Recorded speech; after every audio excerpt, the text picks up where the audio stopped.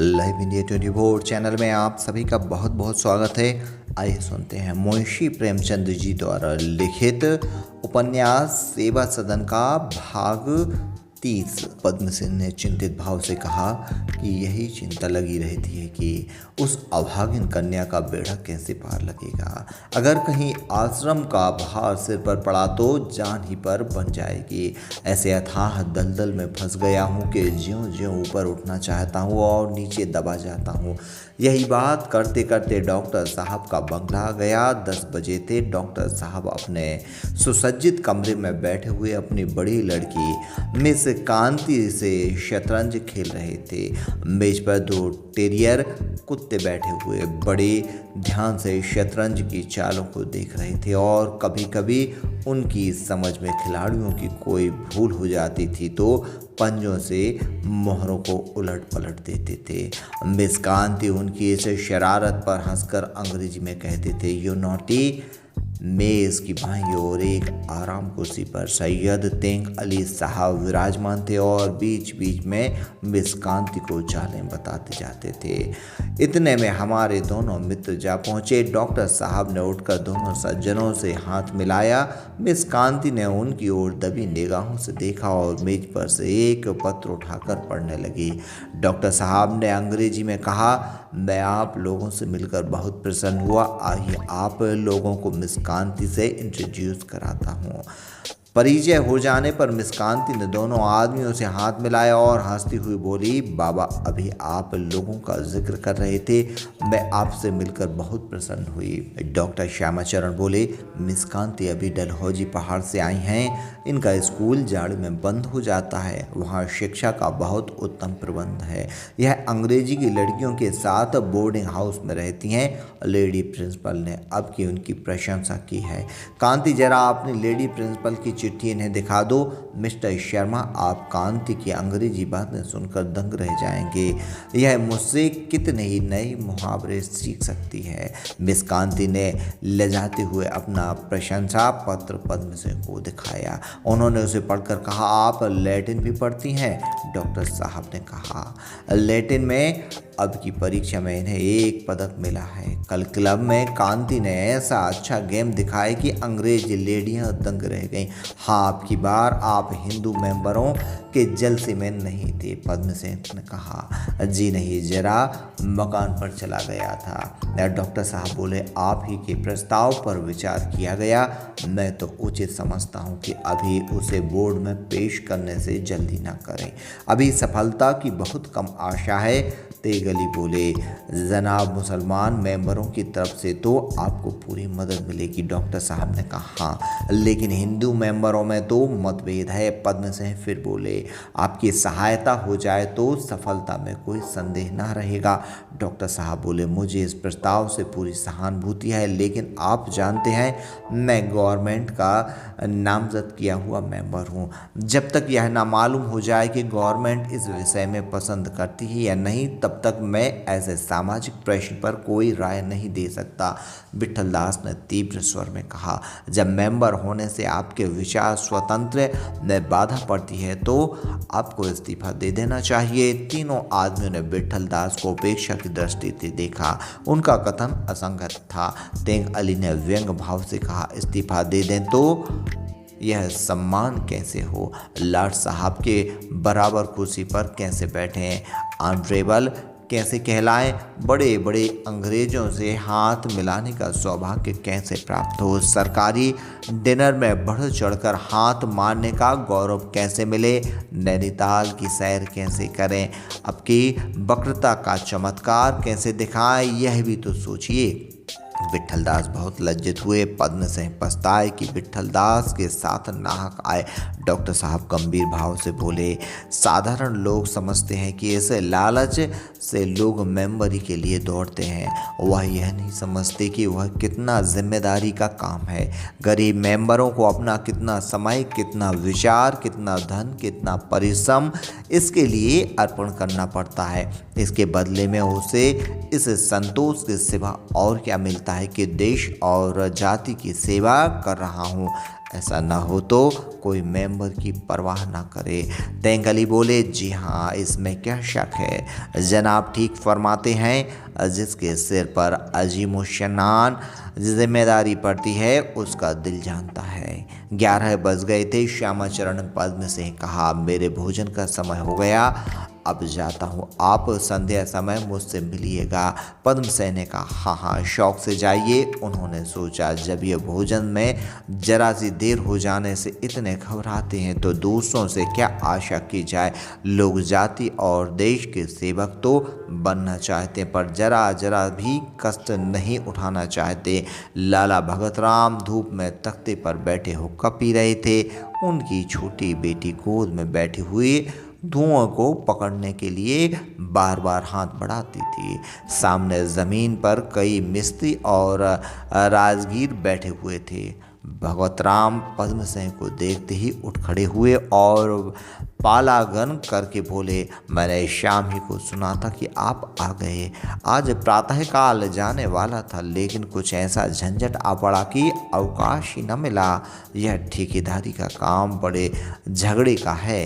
काम कराइए, अपने रुपए लगाइए, उस पर दूसरों की खुशामद कीजिए। आजकल इंजीनियर साहब ऐसे नाराज हो गए हैं कि मेरा कोई काम उन्हें पसंद नहीं आता। एक पुल बनवाने का ठेका लिया था, उसे 3 बार गिरवा चुके हैं। कभी कहते हैं यह नहीं बना, कभी कहते हैं वह नहीं बना। नफ़ा कहाँ से होगा, उल्टे नुकसान होने की संभावना है। कोई सुनने वाला नहीं है। आपने सुना होगा हिंदू मेंबरों का जलसा हो गया। पद्म सिंह बोले, हाँ सुना और सुनकर शौक हुआ। आपसे मुझे पूरी आशा थी कि आप इस सुधार को उपयोगी नहीं समझते। भगत राम बोले, इसे केवल उपयोगी ही नहीं समझता बल्कि हृदय से इसकी सहायता करना चाहता हूँ।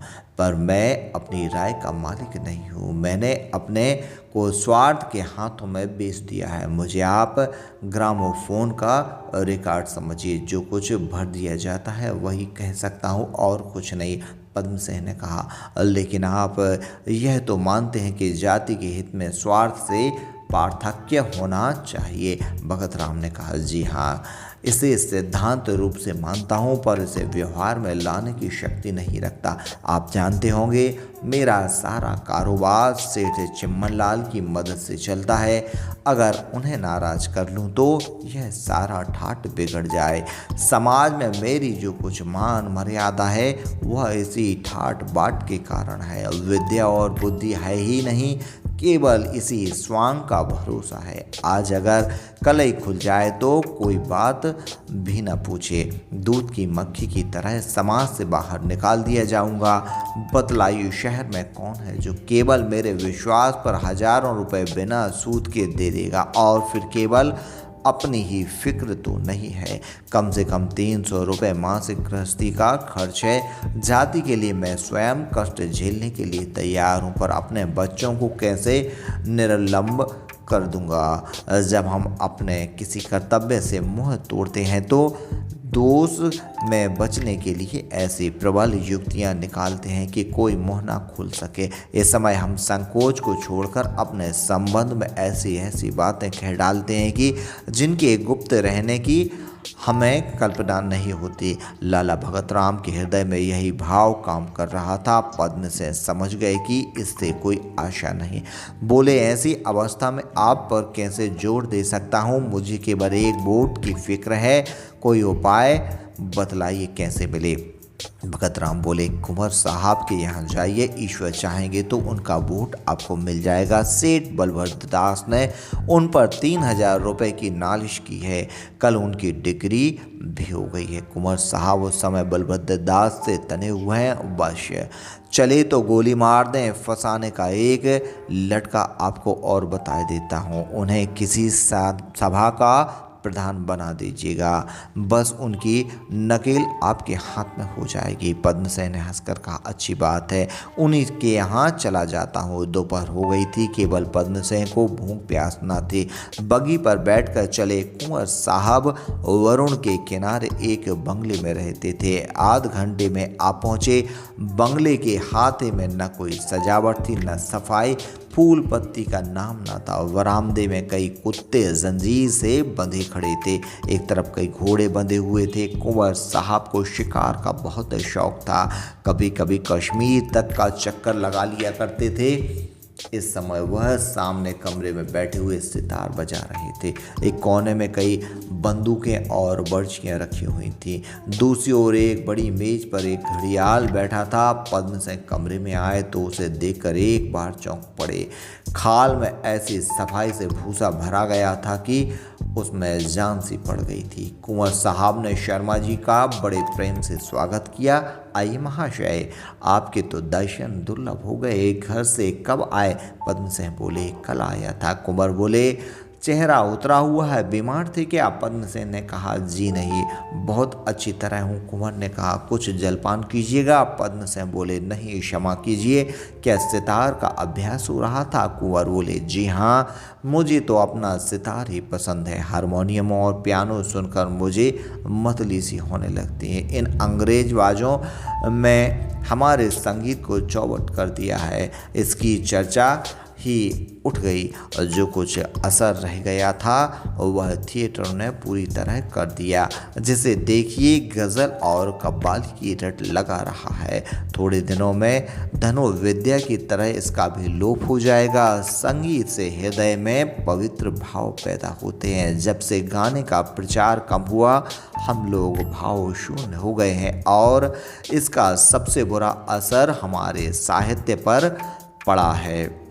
कितने शोक की बात है, जिस देश में रामायण जैसे अमूल्य ग्रंथ की रचना हुई, सूरसागर जैसे आनंदमय काव्य रचा गया, उसी देश में अब साधारण उपन्यासों के लिए हमको अनुवाद का आश्रय लेना पड़ता है। बंगाल और महाराष्ट्र में कभी गाने का कुछ प्रचार है, इसलिए वहाँ भावों का ऐसा शैथिल्य नहीं है, वहाँ रचना और कल्पना शक्ति का ऐसा अभाव नहीं है। मैंने तो हिंदी साहित्य को पढ़ना ही छोड़ दिया। अनुवादों को निकाल डालिए तो नवीन हिंदी साहित्य में हरिश्चंद्र के 2-4 नाटकों और चंद्रकांता संतति के सिवा और कुछ रहा ही नहीं जाता। संसार का कोई साहित्य इतना दरिद्र ना होगा। उस पर तुर्का यह है कि जिस एक महाशय ने मिल के 2 ग्रंथों का अनुवाद किया है और वह भी स्वतंत्र नहीं बल्कि गुजराती, मराठी आदि अनुवादों के सहारे, पर वह अपने मन में ऐसे संतुष्ट हैं मानो उन्होंने हिंदी साहित्य का उद्धार कर दिया। मेरा तो यह निश्चय होता जाता है कि अनुवादों में हिंदी का उपकार हो रहा है, मौलिकता को पनपने का अवसर नहीं मिलने पाता। पद्म सिंह की यह देखकर आश्चर्य हुआ कि कुंवर साहब का साहित्य में इतना परिचय है। वह समझते थे कि इन्हें पोलों और शिकार के सिवा और किसी से प्रेम न होगा। वह स्वयं हिंदी साहित्य से अपरिचित थे, पर कुंवर साहब के सामने अपनी अनभिज्ञता प्रकट करते संकोच होता था। उन्होंने इस तरह मुस्कुराकर देखा मानो यह सब दोनों पक्षों की ओर से बहुत कुछ कहा जा रहा है। इस समय मैं आपकी सेवा में किसी और ही काम से आया था। मैंने सुना है कि हिंदू मेंबरों के जलसे में आपने सेठों का पक्ष ग्रहण किया। कुंवर साहब ठट्ठा मारकर हंस पड़े। उनकी हंसी कमरे में गूंज उठी। पीतल की डाल को दीवार से लटका रखी थी, इस झनकार से थपथपाते लगी। बोले, सच कहिए, आपने किससे सुना? पद्म सिंह इस कुसमय हंसी का तात्पर्य न समझकर कुछ भौचक्कर से हो गए। उन्हें मालूम हुआ कि कुंवर साहब मुझे बनाना चाहते हैं। चिढ़कर बोले, सभी कह रहे हैं कि किस किस का नाम लें। कुंवर साहब ने फिर जोर से कहा मारा और हंसते हुए पूछा, और आपको विश्वास भी आ गया? पद्म सिंह को अब इसमें कोई संदेह न रहा कि यह सब मुझे झेपाने का स्वांग है। जोर देकर बोले, अविश्वास करने के लिए मेरे पास कोई कारण नहीं है। कुंवर साहब बोले, कारण यही है कि मेरे साथ घोर अन्याय होगा। मैंने अपनी समझ में अपनी संपूर्ण शक्ति आपके प्रस्ताव के समर्थन में खर्च कर दी थी। यहाँ तक कि मैंने विरोध को गंभीर विचार के लायक भी न सोचा, व्यंग्योक्ति ही के काम लिया। कुछ याद करके बोले, हाँ एक बात हो सकती है। समझ गया। फिर कहा मार कर बोले, अगर यह बात है तो मैं कहूँगा कि म्यूनिसिपैलिटी बिल्कुल बचिया के ताऊ लोगों ही से भरी हुई है। व्यंग्योक्ति तो आप समझते ही होंगे, बस यह सारा कसूर उसी का है, किसी सज्जन ने उसका भाव न समझा। काशी के सुशिक्षित सम्मानित म्यूनिसिपल कमिश्नरों ने किसी ने भी एक साधारण सी बात न समझे। शोक महाशय, आपको बड़ा कष्ट हुआ, क्षमा कीजिएगा। मैं इस प्रस्ताव का हृदय से अनुमोदन करता हूँ। पद्म सिंह मुस्काए, कुंवर साहब की बातों पर विश्वास आया। बोले, अगर इन लोगों ने ऐसा धोखा खाया तो वास्तव में उनकी समझ बड़ी मोटी है।